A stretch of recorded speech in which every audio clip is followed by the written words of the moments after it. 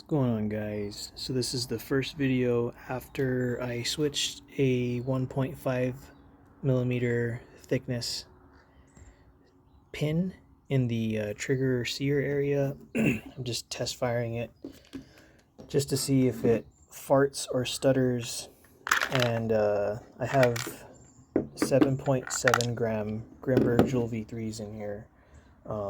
This magazine holds 7, and I've had pretty good success hot loading one. So you can put one in the breech.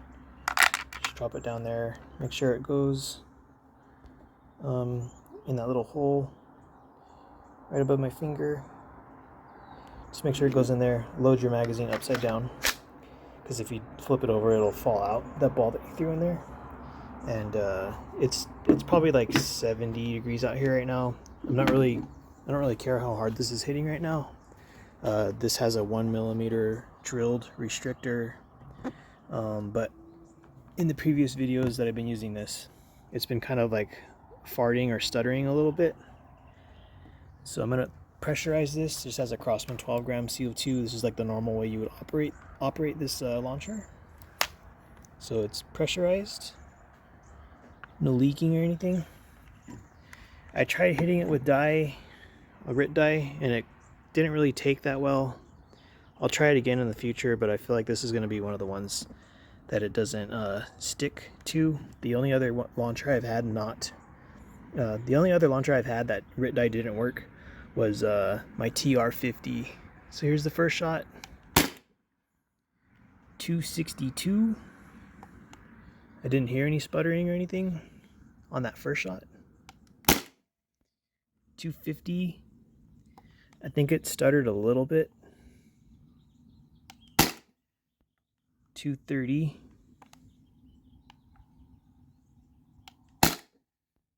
216. 204. 192. 182. I think I got one more shot. 180. So that is it for that mag. That always happens when you eject the magazine. So I think it stuttered like twice, but that was on those high-powered shots. And when I drilled the restrictor out of this, I can't like undo that unless I make my own little like restrictor disc thing, and I don't have machinery capable of doing that. But typically the way this is right now, it's normally been getting on the first magazine with the new CO2 12 gram in there, it's normally getting like 25 to 27 joules on the first shot and ending around like 12 or 13 on the first 8 shots. The second magazine, sometimes it'll go back up to like 18 joules for like one shot, and then it goes down to 15, and it ends around like 7. So we'll see what this does. 196. 180.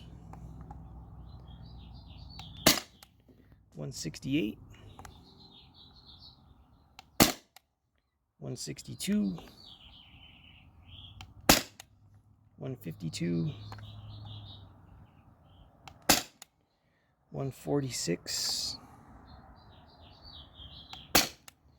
138, 136, and I think this is the last shot, or it's out. Yeah, out of ammo. So that's pretty much it. I can do a third magazine, but it's pretty weak. I didn't hear any sputtering, but I'll listen for that right now.